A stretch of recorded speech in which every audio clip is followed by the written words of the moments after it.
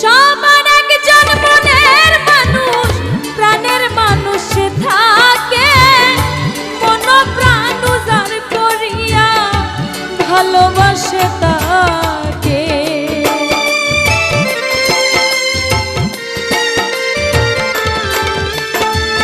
সবার একজন মনের মানুষ, প্রাণের মানুষ থাকে, মন প্রাণ উজাড় করিয়া ভালোবাসে তাকে। যে যাহাকে ভালোবাসে কষ্ট যেন দেয় না,